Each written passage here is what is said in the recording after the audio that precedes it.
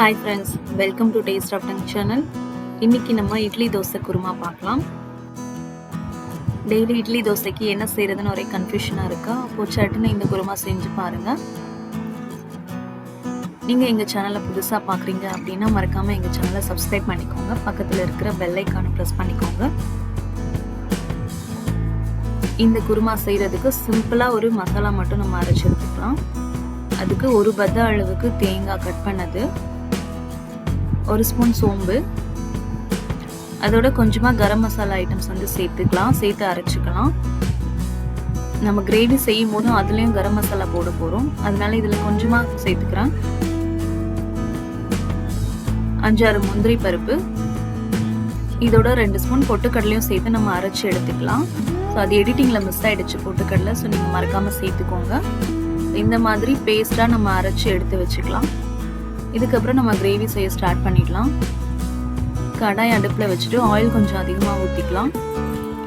2 table spoon அளவுக்கு oil ஊற்றிட்டு அதில் பிரியாணி இலை, பட்டை, கல்பாசி, ஸ்டார் அன்னாசி, கிராம்பு, ஒரே ஒரு ஏலக்காய் இதெல்லாம் சேர்த்துட்டு ஒரு மீடியம் சைஸ் வெங்காயம் நீல வாக்கில் கட் பண்ணி வச்சிருக்கேன், அதை சேர்த்து வதக்கிக்கலாம்.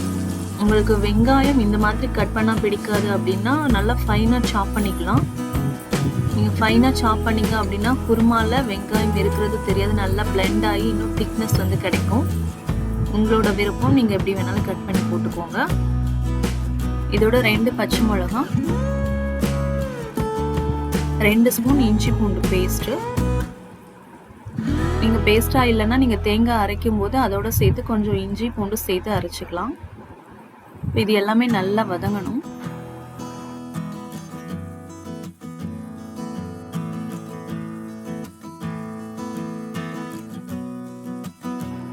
இதோட 2 மீடியம் சைஸ் தக்காளி,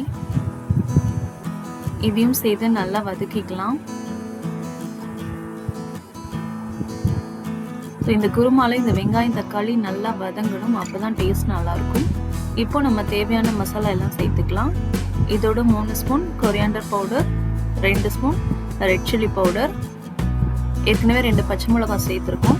ஸோ காரம் ஜாஸ்தியாக இருக்குன்னு நினச்சிங்கன்னா உங்கள் காரத்துக்கு ஏற்ற மாதிரி நீங்கள் குறைச்சி போட்டுக்கோங்க. இப்போ மசாலா எல்லாம் நல்லா வதங்கிடுச்சு. இதோட கொஞ்சமாக மஞ்சத்தூள் சேர்த்துக்கிறேன்.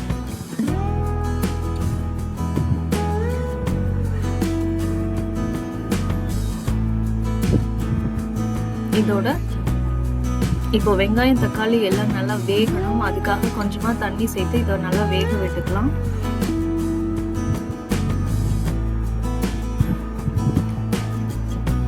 இப்போ ஆயில் பிரிஞ்சு வந்திருக்கு.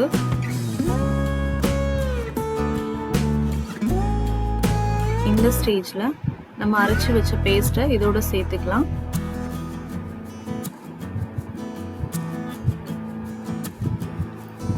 ரெண்டு ஸ்பூன் பொட்டுக்கடலை நான் சொல்லியிருக்கேன், அது வந்து திக்னஸ்க்காக கண்டிப்பா சேர்த்தாகணும்.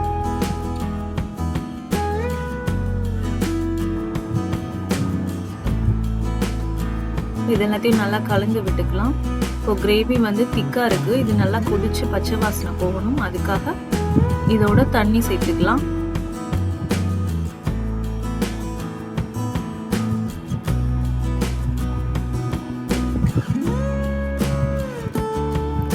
ஜாரை வாஷ் பண்ண வாட்டர் இதோட சேர்த்து நல்லா கொதிக்க விடலாம்.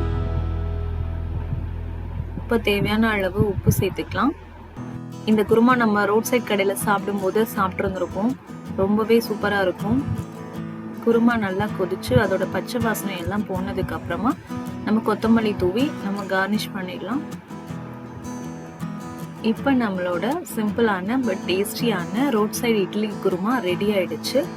நீங்களும் வீட்டில் செஞ்சு பாருங்க. இந்த வீடியோ உங்களுக்கு பிடிச்சிருந்ததுன்னா மறக்காம லைக் பண்ணுங்க, ஷேர் பண்ணுங்க, எங்க சேனலை மறக்காம சப்ஸ்கிரைப் பண்ணுங்க.